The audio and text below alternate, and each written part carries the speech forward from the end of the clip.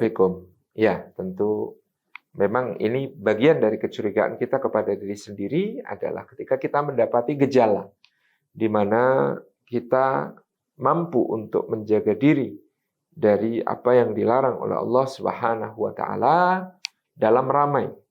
Tetapi kesulitan ketika kita sedang berada dalam keadaan sepi dan sendiri. Yang Rasulullah SAW sampaikan, at-taqwa hahuna. Ketakwaan itu ada di dalam diri seseorang, ada di dalam hatinya. Dia yang paling tahu tentang dirinya, tidak bisa dihakimi oleh orang lain. Ya karena terbuktinya pada saat dia sendirian itu, apakah dia berhasil menjaga apa-apa yang diamanatkan oleh Allah Subhanahu wa taala kepadanya. Ini juga menjadi muhasabah kita. Dalam sebuah hadis Nabi sallallahu alaihi wasallam mengatakan, sayati yaumal qiyamati qaumun bi khairin mithla jabali Uhudin. Akan datang pada hari kiamat satu kaum yang membawa kebaikan-kebaikan mereka yang besar seperti gunung Uhud. Faja'alahu Allahu haba'an mansura. Tapi Allah Subhanahu wa taala kemudian menjadikan kebaikan-kebaikan mereka itu sebagai debu-debu yang berterbangan, yang tidak bernilai, tidak memiliki berat sama sekali, timbangan sama sekali di sisi Allah.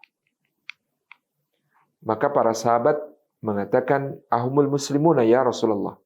Apakah mereka orang-orang muslim ya Rasulullah? Karena pemahaman para sahabat, orang-orang yang amalnya tidak dianggap di sisi Allah adalah orang yang kufur kepada Allah.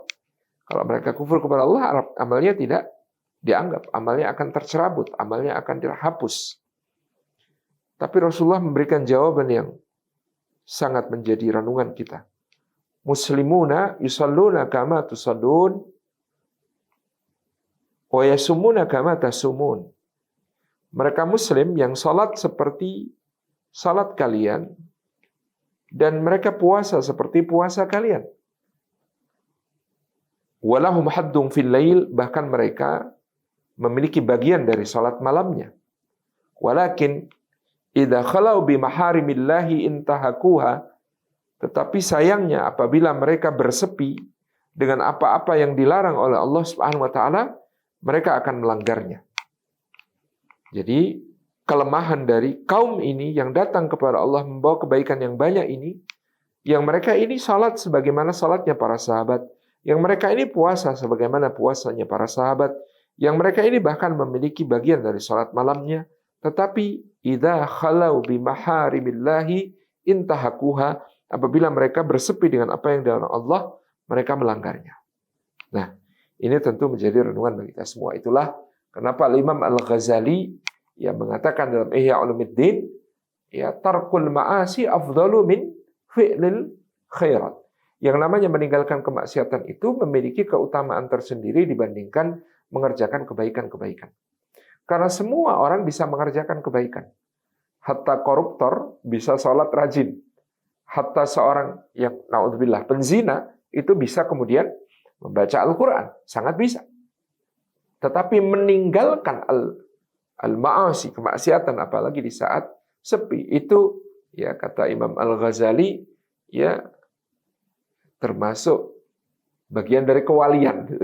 Termasuk bagian dari kewalian adalah kemampuannya menjaga diri supaya tidak jatuh ke dalam dosa-dosa yang besar maupun yang kecil, ya, dalam keadaan terbuka maupun tertutup, ya, secara terang-terangan maupun sembunyi-sembunyi. Nah, makanya kenapa pembahasan tentang tidur dalam rangka meninggalkan kemaksiatan itu afdal, ya.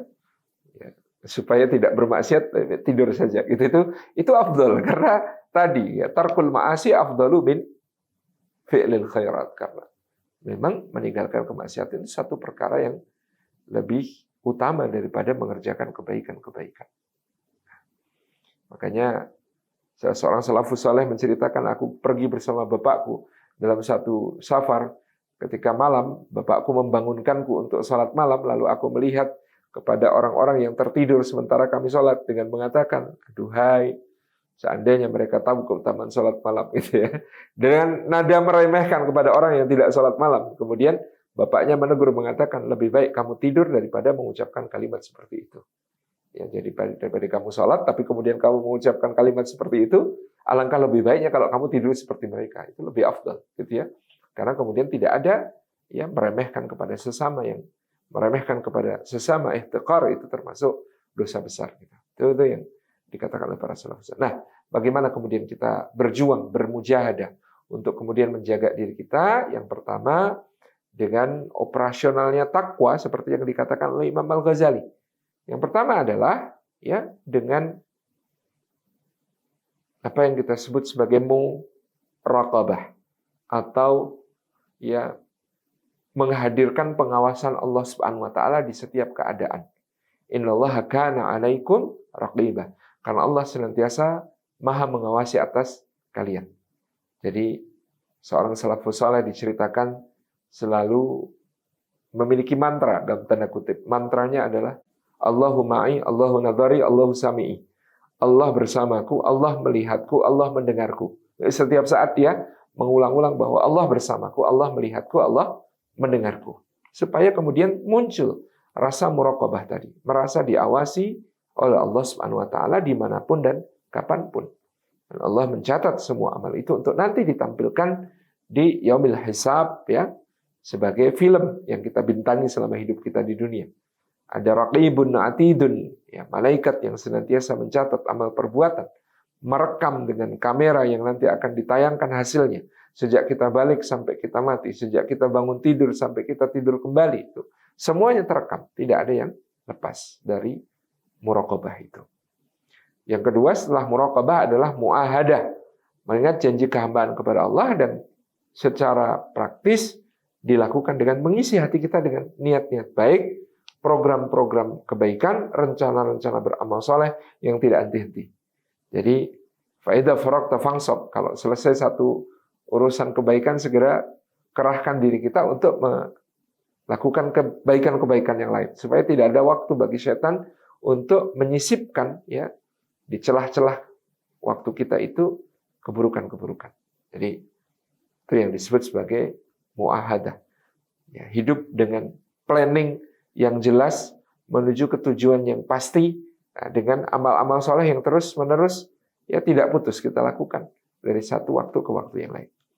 Yang ketiga adalah muhasabah, terus-menerus melakukan evaluasi, ya terus melakukan introspeksi supaya kita ingat bahwa bekal kembali kita belum cukup, bahwa dosa kita masih banyak, bahwa amal kita masih sedikit, bahwa nikmat Allah kepada kita sangat berlimpah. Kemudian ada yang disebut sebagai mu'aqabah. Apa itu mu'aqabah? Sederhana sebenarnya ada dalam hadis lain, yaitu yang kemudian disebutkan ya ittaqillaha haitsu ma kunta wa atbi'is sayyi'atal hasanata tamhuha. Bertakwalah kepada Allah dimanapun kamu berada dan susuli setiap keburukan yang terlanjur terjadi dengan kebaikan supaya bisa menghapusnya. Mu'aqabah itu kita hukum diri kita kalau kita lalai dari komitmen kita untuk menjaga diri kita dari apa-apa yang dilarang oleh Allah. Jadi kalau kita bermaksiat, kalau kita terjatuh ke dalam dosa, kelalaian, kealpaan, ya kita segera susuli dengan kebaikan. Seperti Sayyidina Umar ketika ya tanpa sadar beliau berada di kebunnya, menikmati pemandangan kebun yang ranum-ranum menjelang panen, ya baru ingat, asar. Kemudian keluar dari kebunnya, ternyata jamaah sholat asar sudah selesai. Maka beliau pun meniatkan untuk menginfakkan kebun tersebut fi sabilillah. Ini namanya mu'aqabah, menghukum, memberikan konsekuensi kepada diri, menyusuli setiap terlanjur melakukan keburukan dengan kebaikan supaya bisa menjadi penebusnya. Yang kelima mujahadah ya, berjuang untuk meluruskan niat dan berjuang untuk mengistiqomahkan amal. Mengistiqomahkan amal itu bagian dari kebaikan yang akan menjaga kita di atas amal tersebut. Ahabul a'mali ilallahi adwamuhu wa in qalla. Dan di situ kita mengenal, mendapatkan pelajaran penting, amal yang paling dicintai Allah itu yang paling dawam, yang terus-menerus, yang tidak putus, wa in qalla. Meskipun itu sesuatu yang kecil atau sesuatu yang sedikit, itu lebih bermanfaat dan lebih dicintai oleh Allah Subhanahu wa taala. Demikian.